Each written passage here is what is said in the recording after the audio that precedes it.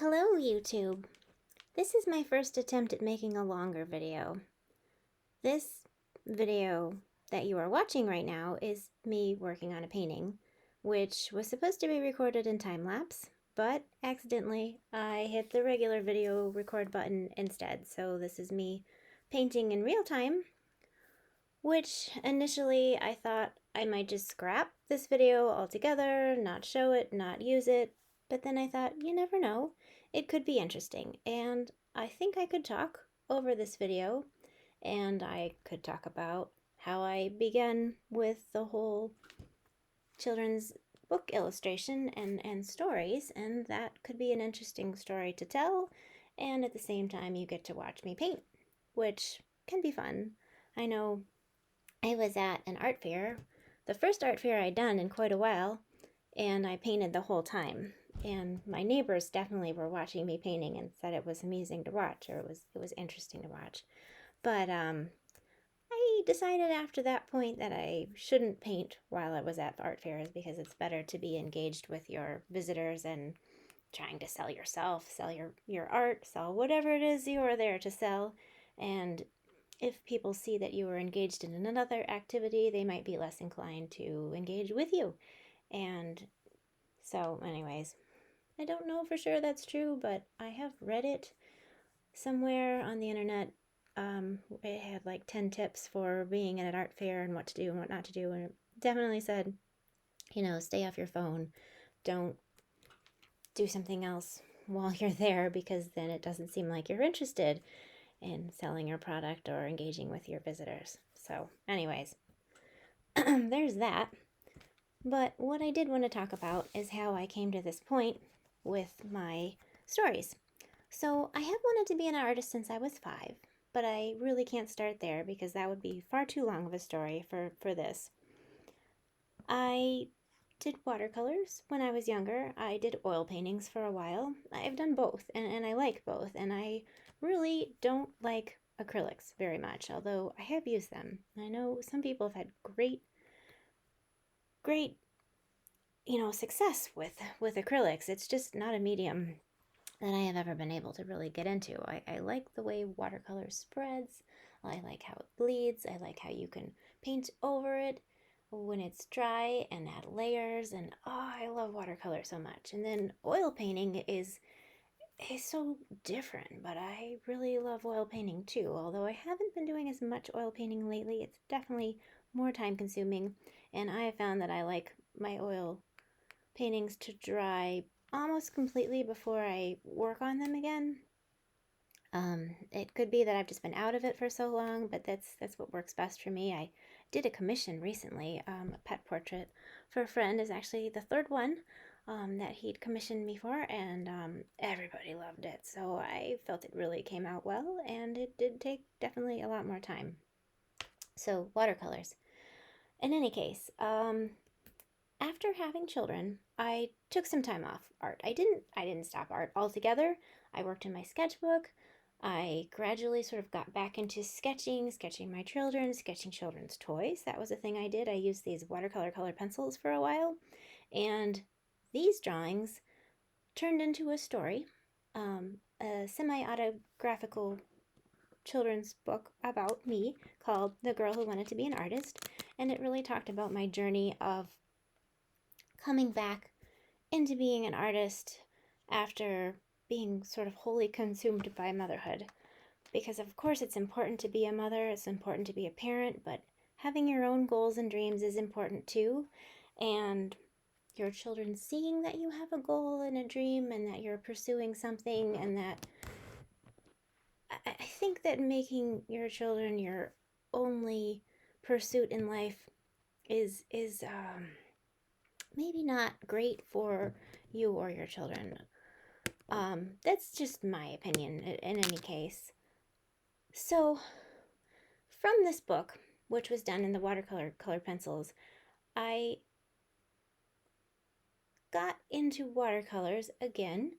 Not immediately, but during the pandemic, I had some time off, as many people did. I was still working full time at my retail job because I I'm a retail worker, but I did take some time off just because I was scared. And when I had some time at home, I decided I really needed to get back into painting. So it really began with these abstract paintings, very um, non-objective paintings, just playing with shapes and color on the paper and creating designs and that kind of thing. I did some paintings that were based on these little designs I made in Animal Crossing, because that was a thing that I did, and a lot of people did, I think, during the pandemic, because it had just come out. It was a good escape. Um, but in any case, these non-objective paintings, they eventually gained more and more objects because I'm more comfortable painting objects than painting non-objects, I guess. And so the paintings became a story because that's how my paintings tend to work.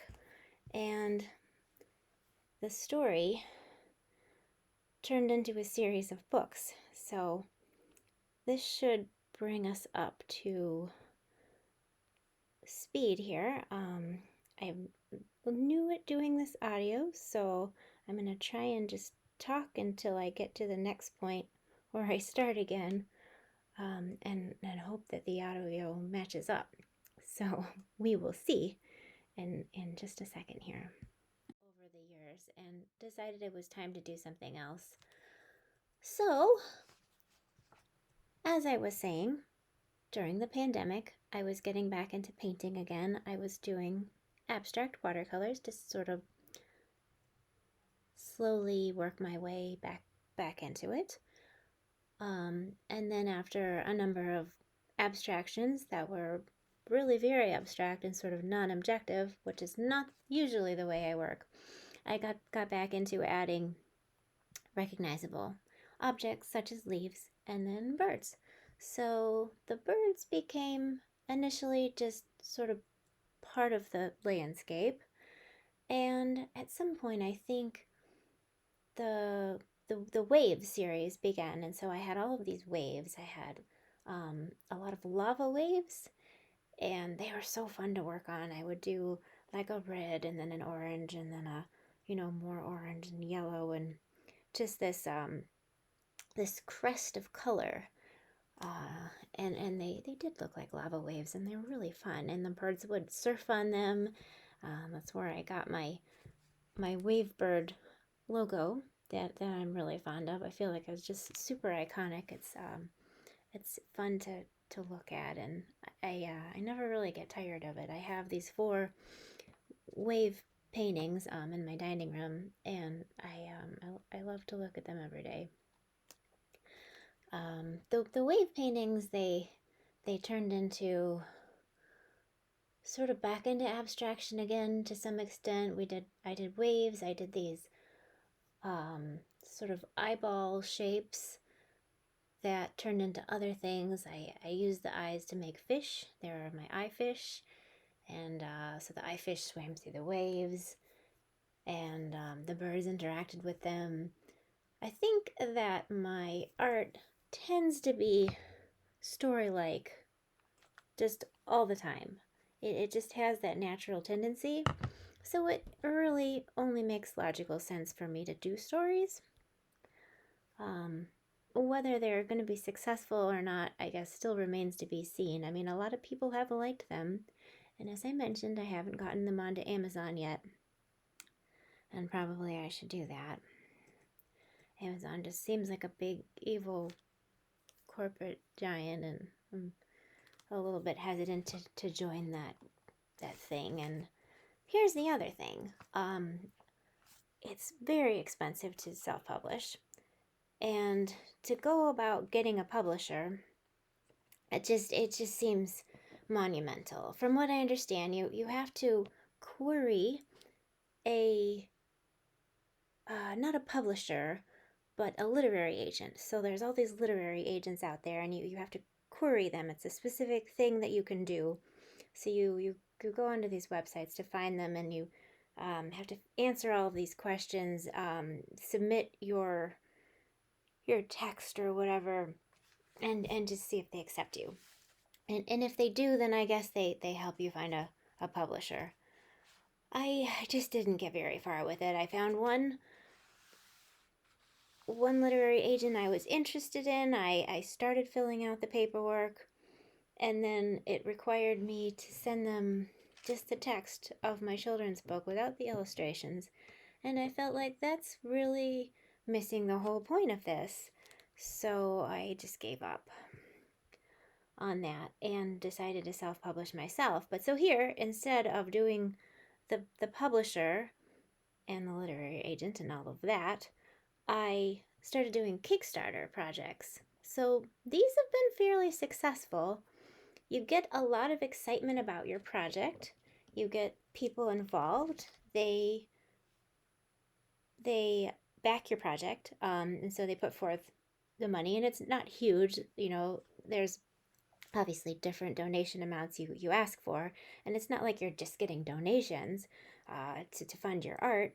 You're giving them back something. They're being part of your project, and so these projects have all been books, and the person that puts in the backing, they get the book, and maybe they get some other perks, like they get a signed book, or maybe they might get two books because at some point I had more than one, and so it's a series, so why not?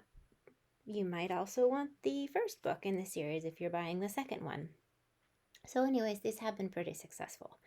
Um, but then the money goes towards the books, and then I have enough money to get the books, and I have money to get more books than what my backers have required. So then I have all these extra books to sell.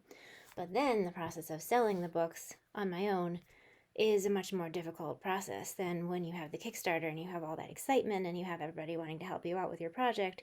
Instead, I sold them at art fairs, and sometimes they are more successful than others. A lot of people see the books and they're like, "Oh my goodness, you illustrated and wrote all these by yourself," and they're impressed.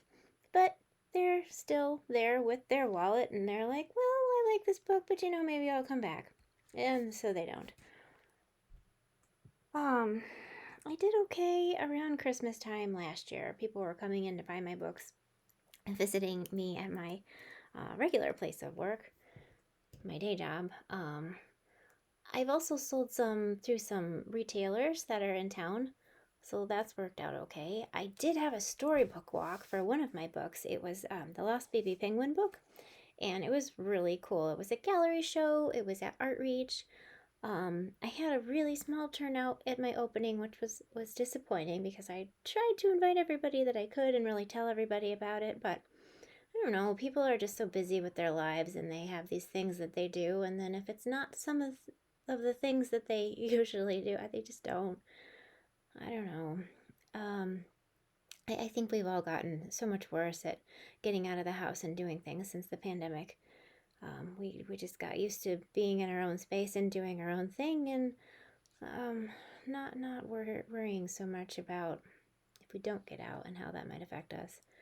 But in any case, the opening was small, the reception, but the show I think was pretty successful. I did not sell any of the paintings. I didn't price them very high. I think I priced them like $100 a piece, and that's a framed watercolor. It's low.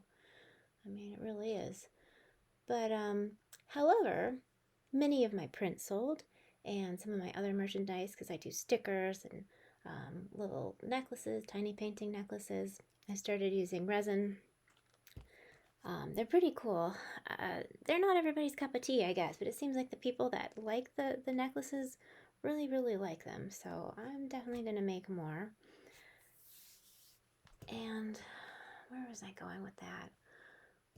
Let me get back here to how I started illustrating. So, getting back to how I started this series, the Three Little Birds series, I was painting birds. I was painting leaves. I was painting waves. I was painting all of these things.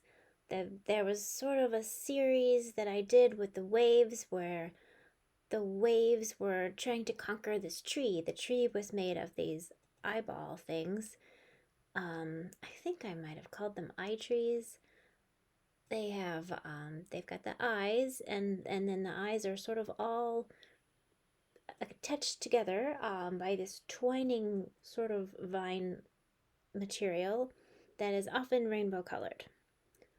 So in any case, I did have sort of this series with a wave trying to attack this tree, but I think the tree triumphed in the end. That's a recurring theme lately with my work, and trees and nature sort of triumphing over adversity, or maybe over the city. But let's not get too sidetracked again. The Three Little Birds series developed from me looking at my wall of paintings, because I like to put them all out on the wall and look at them as I'm creating them, as I'm working on a series. That way I can keep adding to the series more of the same type of painting and make it a unified whole. And it's fun, and it's also easier that way, because if you have them out in front of you, you can keep working on them, you can work from them. It's like having a reference that is maybe nature. A lot of people like to go into nature and paint landscapes and paint the sunrise and paint the ocean, and I am not trying to take anything away from that. It's a wonderful thing. I just find it more interesting to create my own worlds. So that's what I do. So my reference sometimes is my other paintings. But this is not to say that my paintings aren't growing, that my skills aren't growing, because I definitely believe they are, and I think other people can see it and have commented upon it. So the Three Little Birds series originated from me looking at my wall of paintings and seeing that they were already telling a story. And I just sort of needed to write it and put it together and make it more cohesive. So that's really how that book started. The paintings were there first, and they were starting to tell a story, and then I wrote the story based on what I already had and where I thought the story seemed to be heading. And at some point, the paintings began to illustrate the story I had written, but part of it was definitely based on paintings that I already had that were already telling a story. So in any case, that was the Three Little Birds book. And at some point in the Three Little Birds book, I think probably toward the end, they go and visit some penguins. And my younger son really loves penguins. So that's sort of how the second book originated, The Lost Baby Penguin. Actually, The Lost Baby Penguin, I was doing a series that my climate change series, and so The Lost Baby Penguin initially was called Losing My Home, and it was this poor little penguin on a tiny little ice floe with a tear rolling down his face, just all alone in the sea. Which, by the way, the sea has been a really fun thing to paint. I've painted my waves in a lot of different manners, and a former professor commented on it, actually. He came to my opening reception for my Lost Baby Penguin show, and that was nice because he could see all the different ways that I had done the water, and that's definitely something that I had thought about, and it was fun. But in any case, so I did a climate change series that included Losing My Home, also known as The Lost Baby Penguin. There was another painting. I'm trying to think how many paintings are in this series. I want to say 8, maybe? Could be 10. There are a couple of elephants, one that I call Sad Elephant, one that I call Forward. Forward is a happier looking elephant, and I'm pretty sure that one's featured in the Three Little Birds book. But in any case, there was lots of fires and burning hills, and all of the fires in California, I think, were, I know that they're not a new thing, but it seems as though there's more of this now, and I know that we also hear about everything a lot more than we used to, and social media has blown everything maybe out of proportion. There's just a lot of attempt to sensationalize everything because it gets more views, it gets more clicks than things that are nice and boring. I mean, it's not to say that the nice things are boring, but they're not sensational. So, in any case, the climate change series did have a lot of flames, and it did have the birds, and and I'm getting off track again. So, the lost baby penguin, the three little birds are, they become invested in helping to save the lost baby penguin because the three little birds have a boat. So that enables them to help the lost baby penguin get home. So in any case, that's that book. And I'm not going to spoil the story for you because maybe you will hear this little podcast of mine, as it were, and decide that you actually want to buy my books and read them to your children, or you just want to buy them for the pure joy of the illustrations, which would be great too. So, after the Lost Baby Penguin book, my last book before this one that I'm working on now was called The Magic Boat book. Or no, it was called The Magic Boat. So this is the story of how the three little birds get their magic boat, the boat that they can use to sail all over the world, their world, a world that has a dragon, at least one dragon that lives in it, as well as at least one fox and some penguins and no doubt many other creatures, because I do believe they meet at least one elephant in the first book. I'd have to look again to be sure. But anyways, this tells the story of how they get their magic boat. And they do talk to their friend Amber, the dragon, who really gets to go all over the place, being a dragon with these big, strong wings, and being a strong dragon and also a magical creature. The dragon gets all over the place in a much easier way than the birds can, because although they have wings, they can fly and they can also swim. They are small. They're little, just like their name.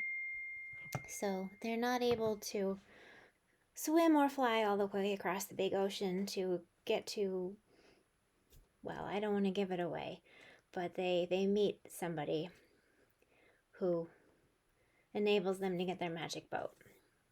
So this book, The Magic Boat, I really feel like it didn't do as well. I don't know if I just didn't publicize it as well, or the story just wasn't as good. I mean, there's a wizard bird.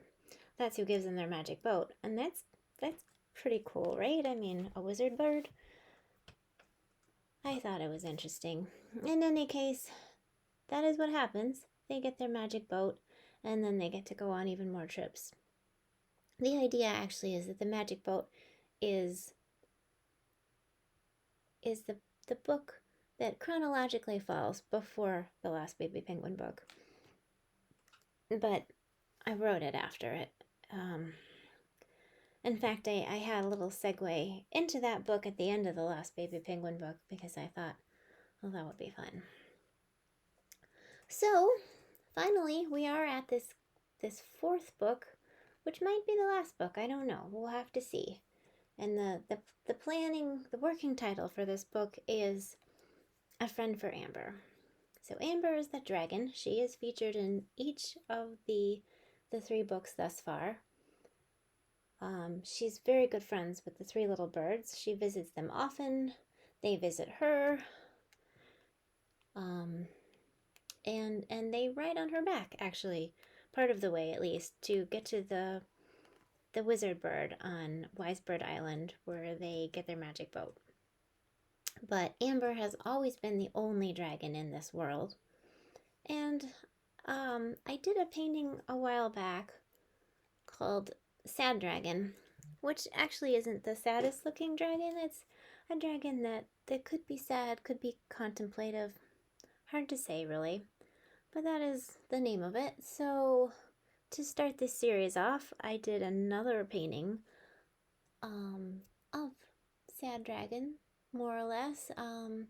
This time around, I've been really focusing on each painting to try and make it a good painting. Try and allow each illustration to be a painting in its own right that can stand on its own and really hopefully be something that people would like to buy and have on their wall and look at on a regular basis.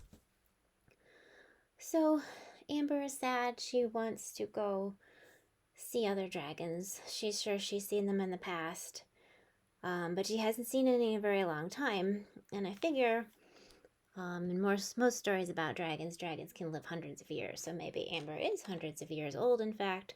Possibly she hasn't known the three little birds as long as as she's been alive. Probably not if she's a dragon with any kind of age, and she could still be a very young dragon and be 200 or 300 years old. Although who knows? In this story, it is a magical land where dragons live, so perhaps little birds live for hundreds of years too. Who knows? But in any case, it's been a long time since she's seen other dragons, but she knows that they exist. She knows she's not the only one. And she feels lonely for her own kind and believes that she needs to go and find them. The three little birds are her dear friends. So in this illustration, you can really see she's trying to fly off after her dream. She's just like launching herself from the stone that she's been sitting on, and they've all been talking together, and she was telling them about how there are other dragons and she needs to go find them, and they've been trying to convince her that she really doesn't need to do that, that she's their friend and that they love her very much and they would miss her. Maybe possibly they might even say, hey, we can go with you, we can help you. But Amber isn't listening. She's just kind of lost in her own thoughts. She's really believes that this dream is real and worth pursuing, and so she is flying after it to see where it takes her. So I think I will end with that because that really tells you most of the story about how the story started and where they're going, and yeah, and where this one's going. So I hope you enjoyed my TED Talk. Thanks very much. Please subscribe to my YouTube channel. I would love to have more subscribers. Thank you.